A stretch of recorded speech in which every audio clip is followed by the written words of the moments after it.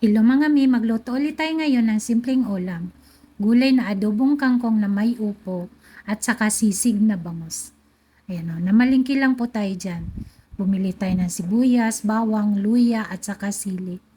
Ayan, ihanda lang natin yung mga gagamitin natin mamaya. Ayan o.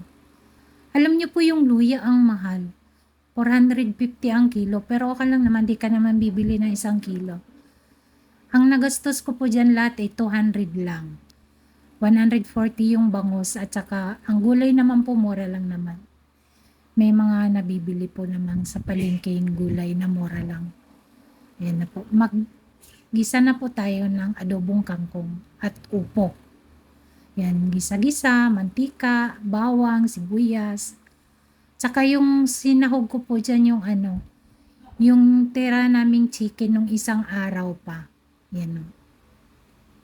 Huwag niyong itatapon yung mga tira-tira niyo kasi pwede pa yung pansahog sa mga gulay. Ayan o. Lutuin niyo lang saglit. Tsaka ihalo niyo na din dyan yung upo. Tapos lutuin niyo po sandali din. Tapos, lagyan niyo ng konting tubig. Pero kung gusto niyo naman maraming sabaw, dagdagan niyo na lang. Kayo na mag-adjust sa timpla. Ayan, sa gusto nyo. Ayan na nga. Diba? Tapos, lutuin lang saglit yan.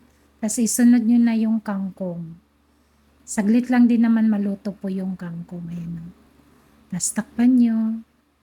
Tapos, may konti luto na po yan. Naglinis pa pala muna po.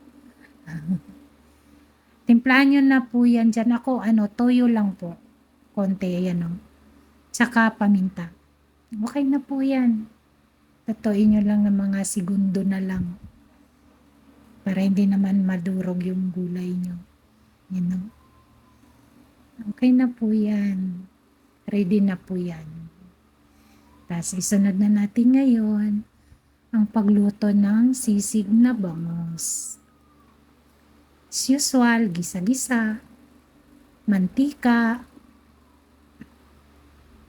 bawang, sibuyas, sili, at saka luya. Ayan po. Tapos isunod nyo na din yung bangus. Minarinate ko po yung bangus ng kalamansi at saka toyo. Tapos yan. Timpla nyo na din dyan ng paminta, suka, at saka toyo. Tig-isang sando pa lang ngayon. Tapos santayin nyo na matuyuan ng sabaw. Tapos lagyan nyo ng butter or margarine. Pero kung wala naman kayo, ay okay lang din naman.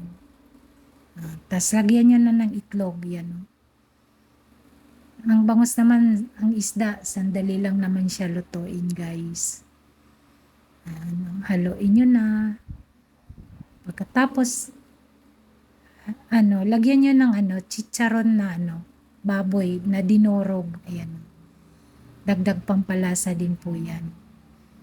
Alam niyo po, ang dami po niyan. Kasya po yan sa 7 tao, promise. Ayan naman. Okay na po, luto na po yan. Tara na po at mag-lunch.